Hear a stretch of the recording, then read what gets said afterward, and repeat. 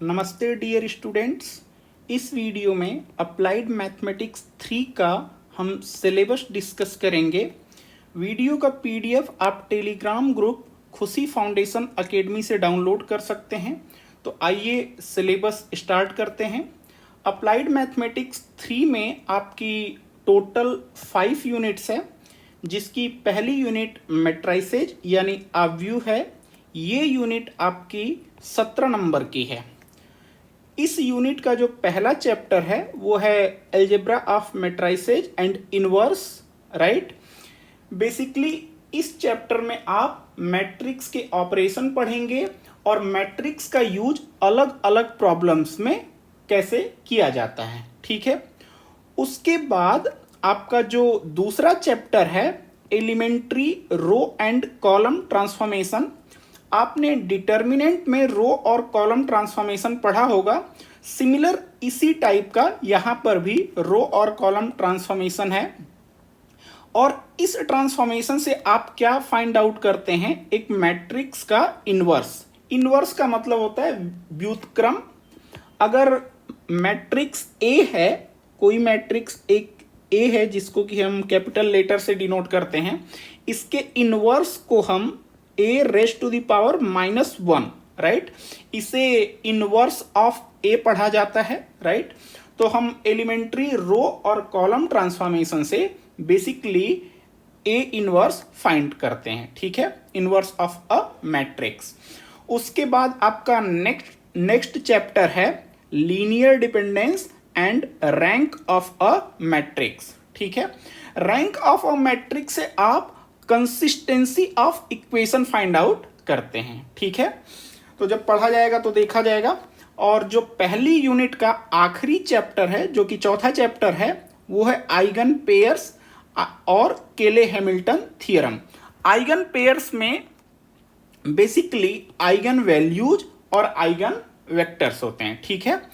केले Hamilton theorem जो है वो बेसिकली आपको इनवर्स फाइंड आउट करने के लिए यूज की जाती है। आप देखेंगे तो इनवर्स आपने रो और कॉलम ट्रांसफॉर्मेशन से फाइंड आउट किया था, ठीक है। उससे पहले चैप्टर में आप इनवर्स यहां पर भी फाइंड आउट करेंगे, राइट। उसके बाद जो केले हैमिल्टन थ्योरम से भी आप इनवर्स फाइंड आउट करेंगे। बेसिकली आप यहां देखेंगे कि यहां पर ए इनवर्स फाइंड आउट करना काफी आसान होता है केले हैमिल्टन थ्योरम से, ठीक है। केले हैमिल्टन थ्योरम से आप एक और चीज फाइंड आउट करते हैं, वो है पावर ऑफ अ मैट्रिक्स। मान लीजिए कि कोई मैट्रिक्स ए है तो इसकी पावर लेट से ए क्यूब फाइंड आउट करना है, तो आप केले हैमिल्टन थ्योरम से आसानी से प्राप्त कर सकते हैं, ठीक है। या फिर से ए रेज टू द पावर 5 आपको फाइंड आउट करना है, ठीक है। तो ये आप केले हैमिल्टन से थ्योरम से प्राप्त कर सकते हैं, ठीक है। ये आपकी यूनिट 1 है। उसके बाद आपकी यूनिट 2 जो है वो है डिफरेंशियल कैलकुलस यानी अवकल गणित। ये आपकी यूनिट 14 मार्क्स की है। आपने इससे पहले पढ़ा होगा function of one variable. For example आप लोगों ने कुछ इस प्रकार से पढ़ा होगा, let say y is equal to fx, right. ये तो आप लोगों ने पढ़ा होगा। तो यहां पर इसका अर्थ होता है जो y जो है एक वेरिएबल x का फंक्शन है। यहां पर x इंडिपेंडेंट वेरिएबल है और y डिपेंडेंट वेरिएबल है।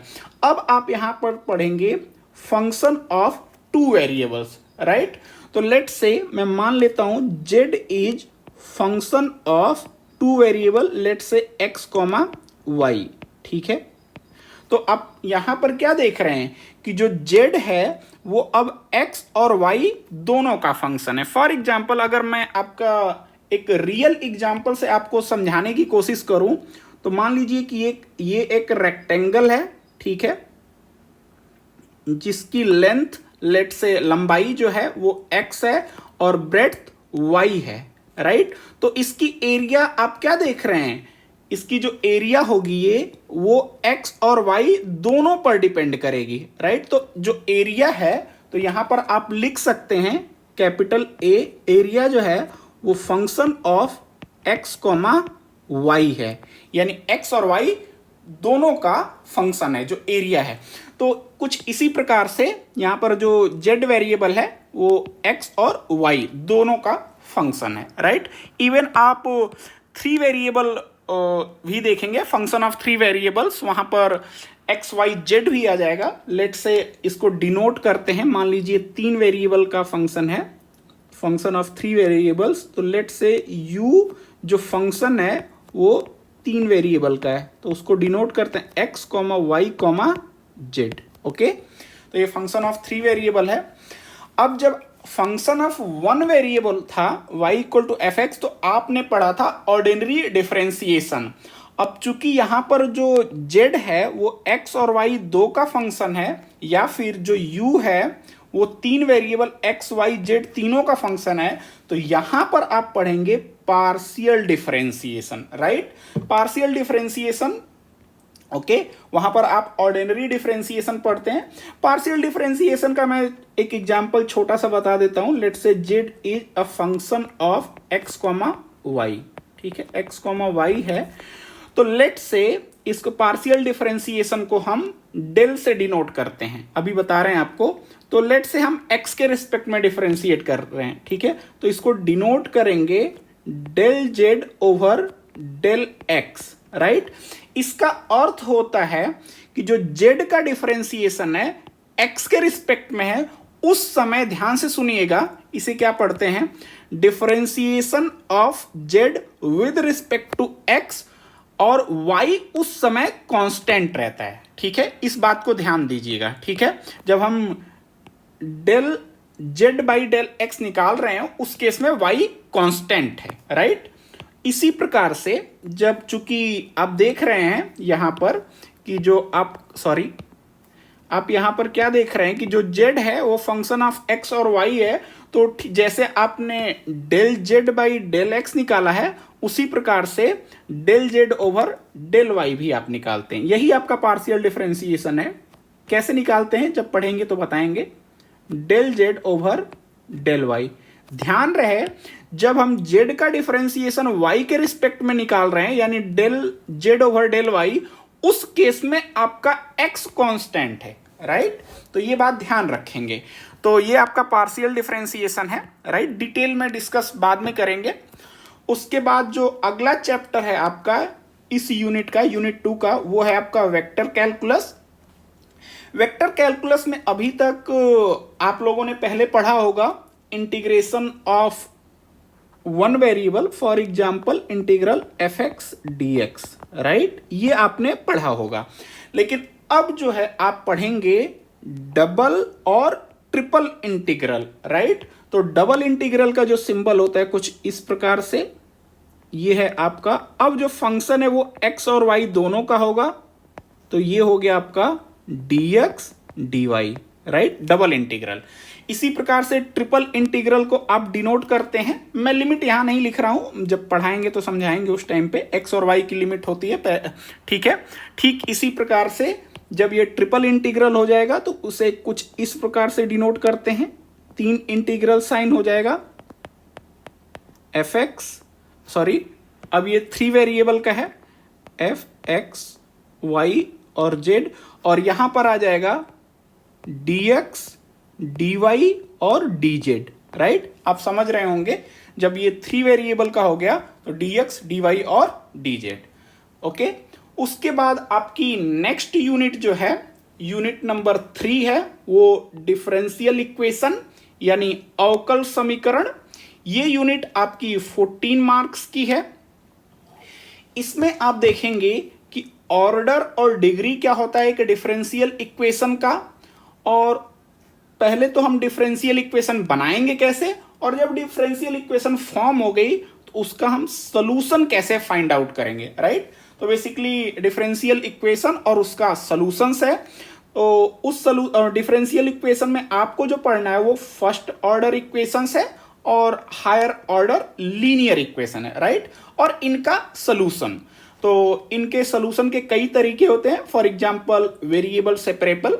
जब पढ़ेंगे तो ये सारे सॉल्यूशंस के तरीके देखेंगे, राइट। उसके बाद जो होता है आपका यहां पर हायर ऑर्डर लीनियर इक्वेशन में linear differential equation with constant coefficients, देखने में बड़ा है, ये बहुत ही आसान होता है, सबसे आसान यही होता है बेसिकली। और पी आई का अर्थ होता है पर्टिकुलर इंटीग्रल, राइट। जब आपका input x is equal to ये एक्सपोनेंशियल हो, साइन ए एक्स या कॉस ए एक्स हो, फिर या फिर x की पावर n हो, या फिर e की पावर x इंटू वी या x भी हो, ये बेसिकली इनपुट है। क्या इनपुट होता है जब पढ़ेंगे तो आपको बताएंगे। उस केस में आपको पर्टिकुलर इंटीग्रल फाइंड आउट करना है। पर्टिकुलर इंटीग्रल कैसे फाइंड आउट करते हैं जब पढ़ेंगे तो बताएंगे, ठीक है। और उसके बाद जो डिफरेंशियल इक्वेशन है उसका सिंपल एप्लीकेशन इंजीनियरिंग प्रॉब्लम्स को सॉल्व करने में, ठीक है। For example radio active decay, right.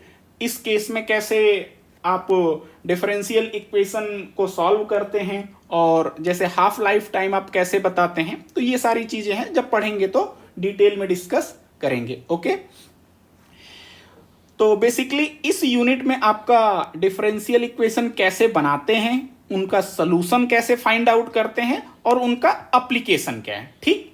उसके बाद आपकी नेक्स्ट यूनिट आ जाती है इंटीग्रल कैलकुलस 2, समाकलन गणित 2, पार्ट 1 आप पहले पढ़े होंगे। और ये यूनिट आपकी 13 मार्क्स की है, राइट। बेसिकली इसमें आप कुछ मैथ की एडवांस्ड टेक्निक्स पढ़ेंगे, जैसे बीटा एंड गामा फंक्शंस। उसके बाद फूरियर सीरीज, किसी भी फंक्शन का फूरियर सीरीज एक्सपेंशन कैसे फाइंड आउट किया जाता है। उसके बाद आप पढ़ेंगे लाप्लास ट्रांसफॉर्म, किसी फंक्शन का लाप्लास ट्रांसफॉर्म कैसे फाइंड आउट करते हैं। उसके बाद इनवर्स लाप्लास ट्रांसफॉर्म, राइट, कि इनवर्स लाप्लास ट्रांसफॉर्म कैसे फाइंड आउट करते हैं और डिफरेंशियल इक्वेशन में इनका कैसे यूज करते हैं। तो ये वाला जो चैप्टर है, ये वाली जो यूनिट है, यूनिट 4, ये मैथ की बेसिकली एडवांस्ड टेक्निक्स होती हैं जो आप यूनिट 4 में पढ़ेंगे। यूनिट 5 जो है आपकी प्रोबेबिलिटी एंड स्टैटिस्टिक्स है, यानी प्रायिकता एवं सांख्यिकी, ये 13 मार्क्स की है। तो बेसिकली ये बहुत ही बेसिक प्रोबेबिलिटी है जो कि बहुत ही आसान होती है, ठीक है। और उसके बाद आप पढ़ेंगे probability distribution, right. Probability distribution में कुछ खास प्रकार के ही डिस्ट्रीब्यूशन आपको पढ़ने हैं, जैसे बाइनोमियल डिस्ट्रीब्यूशन, पाइजॉन डिस्ट्रीब्यूशन और नॉर्मल डिस्ट्रीब्यूशन, ठीक। तो बेसिकली ये आपकी 5 यूनिट है, ठीक है। और जस्ट सेकेंड, तो बेसिकली आप देखेंगे कि अप्लाइड मैथमेटिक्स 3 का जो सिलेबस है उसमें आपको कुछ बेसिक एडवांस्ड मैथमेटिकल टेक्निक्स पढ़नी है और उनके इंजीनियरिंग एप्लीकेशंस पढ़ना है। आपको डाउट हो सकता है कि इंजीनियरिंग में हम अप्लाइड मैथमेटिक्स 3 पढ़ ही क्यों रहे हैं। तो आप देखेंगे कि जो आपके कॉम्प्लेक्स इंजीनियरिंग प्रॉब्लम्स होते हैं उनको सॉल्व करने के लिए ये जो टेक्निक्स पढ़ेंगे वो यूजफुल होंगी, ठीक है। जैसे फॉर एग्जांपल आप देखेंगे इस चैप्टर में तो न्यूटन्स लॉ ऑफ कूलिंग, यहां पर एक आपको सिंपल एप्लीकेशन डिफरेंशियल इक्वेशन का मिलेगा, ठीक है। इसी प्रकार से आप देखेंगे कि solution of ordinary differential equations, यहां लाप्लास ट्रांसफॉर्म की हेल्प से आप करते हैं, ठीक है। तो यहां पर जो टेक्निक्स हैं कुछ बेसिक हैं, कुछ एडवांस्ड हैं, उनके एप्लीकेशन आपको पढ़ने हैं और ये जो हेल्प करती हैं जो आपके कॉम्प्लेक्स इंजीनियरिंग प्रॉब्लम होते हैं उनको सॉल्व करने के लिए, ठीक है। तो thank you for watching this video, see you next time. अगले वीडियो में हम आपको इसका इंपॉर्टेंट टॉपिक बताएंगे। Thank you for watching.